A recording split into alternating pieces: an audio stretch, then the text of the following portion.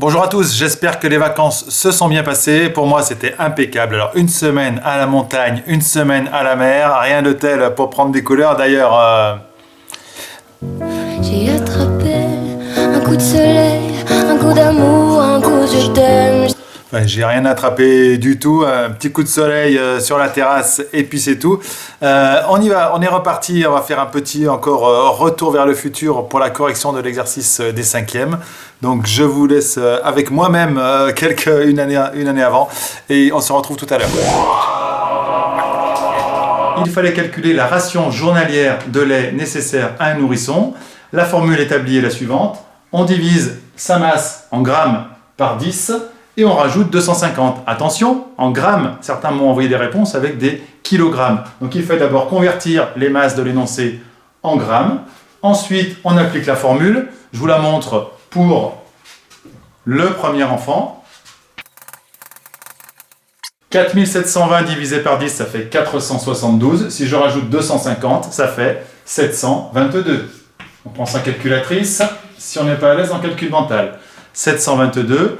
Pour le deuxième enfant, le Benoît, ça donnait 604. Et pour Aminata, alors ils mettent toujours des prénoms un petit peu originaux. Si vous tapez Aminata sur votre traitement de texte, ça remplace par amiante. C'est pas du tout pratique, mais on s'en sort quand même. Donc pour Aminata, j'ai eu plusieurs réponses. L'énoncé n'était pas très bien fait puisqu'on nous disait que cette formule était établie pour les enfants de moins de 6 kg et on nous propose un enfant qui fait plus de 7 kg. Bon, j'ai appliqué la formule moi avec cette donnée directement et on trouve 975. Certains élèves se sont arrêtés à 6 kg en ayant remarqué ceci, donc pourquoi pas. L'important c'était d'appliquer une formule. J'espère que vous avez réussi. Pour mercredi, c'est page 107, numéro 34. Première question, vous remplacez X, la lettre X par la valeur 2. Vous pourrez ainsi calculer la longueur et la largeur du rectangle. Et pour la deuxième question, C'est oui ou bien c'est non. c'est oui ou bien c'est non. Donc testez donc avec une autre valeur de X. Vous pourrez conclure ainsi. On continue avec les quatrièmes. Avec les quatrièmes, on retourne au stade. On retourne au stade, ouais! On pourra peut-être bientôt retourner au stade. En attendant, on retourne encore dans le futur, dans le passé. Enfin, on retourne à la correction de l'exercice et on se retrouve ensuite. Dans ce stade, on a les tribunes latérales, centrale haute, centrale basse, tribune d'honneur. Les tarifs pour chaque tribune.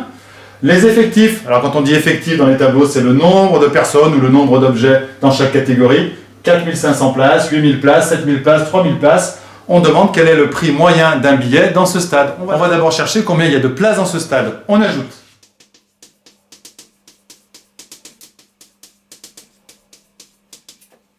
Ça nous donne 22 500 places.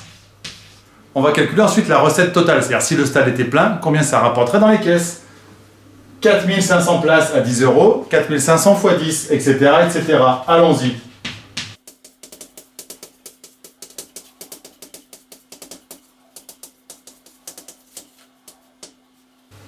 Voilà. 4500 places à 10 €, 8000 places à 15 €, 7000 places à 18 €, 3000 places à 25 € derrière le poireau là-bas. Ça nous fait, je prends ma calculatrice, 366 000 € de recette totale. Il suffit donc de diviser la recette totale par le nombre total de places et on aura le prix moyen d'une place. Allons-y. Dans ce stade, une place coûte donc en moyenne 16,27 €.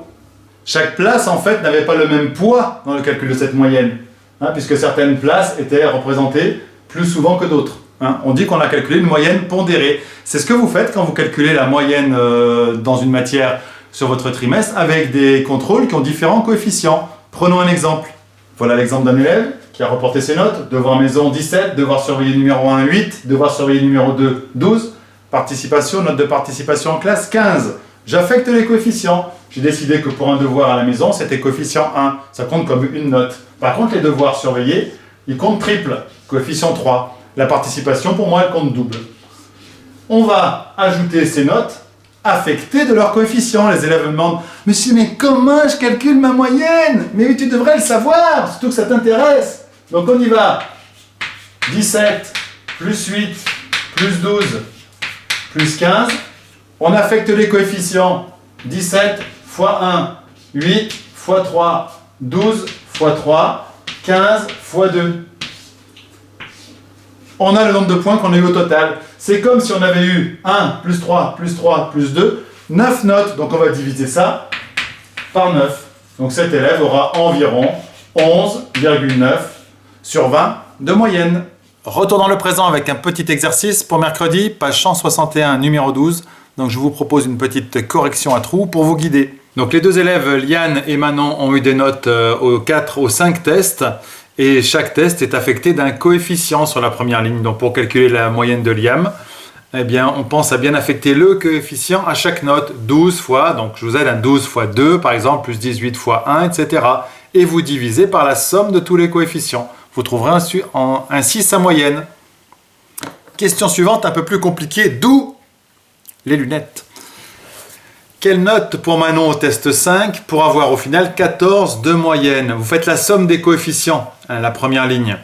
Ok, vous multipliez ça par 14 et vous obtenez le nombre de points qu'elle doit avoir pour avoir 14 de moyenne. Pour l'instant, avec les 4 premiers tests, chacun affecté de leur coefficient. Par exemple, test 1, elle a eu 15, coefficient 2, 15 fois 2, etc., etc. Ça va lui faire 92 points. Je vous donne la réponse, mais vérifiez quand même. Donc on va calculer combien de points il lui manque. Le nombre que vous avez normalement trouvé tout à l'heure, 14 fois les coefficients, moins les 92 qu'elle a déjà. Et vous savez le nombre de points qui lui manque. Ce nombre de points, vous le divisez par 3, puisque le dernier test est coefficient 3. Bon, bravo à ceux qui iront jusqu'au bout. Réponse mercredi, quel suspense. Bon travail et bon courage à tous. Comme on ne peut plus voyager, comme on doit rester à la maison, j'ai trouvé un moyen de voyager avec ce petit trucage avec du fond vert. Je vous expliquerai le principe du fond vert en cinéma. Ça servira à nos élèves de la classe cinéma aussi. Les tissages de Charlieu m'ont gentiment offert ce beau rouleau de tissu vert. Donc on fait l'expérience dès cette semaine et je vous envoie ça rapidement. Allez, gardez bien tous la patate!